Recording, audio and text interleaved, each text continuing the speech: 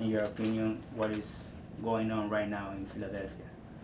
Well, we've had an uptick in violent crime so far this month. I mean, when you look at January, it's really, weather-wise, it's felt more like May than it has January. And I think that the weather may have a little something to do with it. But we have had an unusual high number of shootings and homicides. And that's not good to start the year off. Problem is they're spread all over the city. If they were confined to just certain areas, it would be easier to deal with. Because if you had, let's say, two drug crews or gangs or whatever going back and forth with one another, it would make it a little easier to attack and to deal with. But when you look at where they're occurring, it's really spread out across the city. There is no one spot that you can focus on. And then there are some other things, incentives, for an example, to install video inside or outside of your place of business. More and more, we're using video to capture offenders. And it's very important that we give some incentive to business owners and residents.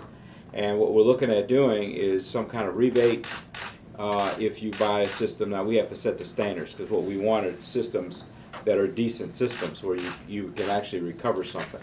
That, unfortunately, in some businesses, we recover video and it's so degraded and so bad it's literally useless. But there are some very good systems, mostly the digital systems and so forth, that are very good. In fact, Lieutenant Evers, Lieutenant Evers, promoted him already.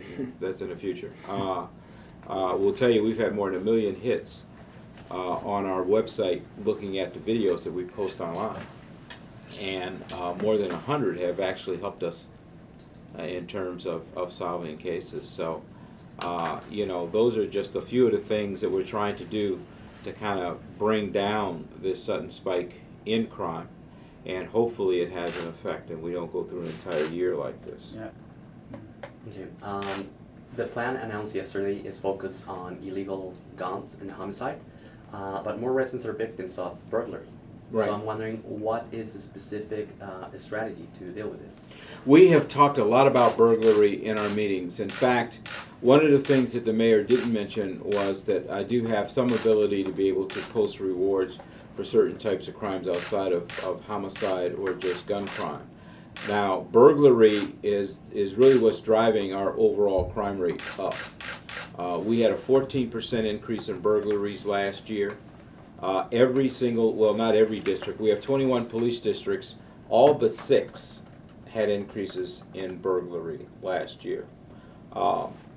We have made more arrests in burglary than we have in the past. So what we're trying to do is connect these cases so we can find out the people responsible, either through fingerprints or through witnesses. And that's why when the mayor announced the video program, one of the things we had talked about was the need to get that into residential areas too, so that a person would have an incentive to install a system even in their own house, so that if someone comes in, at least it's captured on film and it helps us better solve these cases.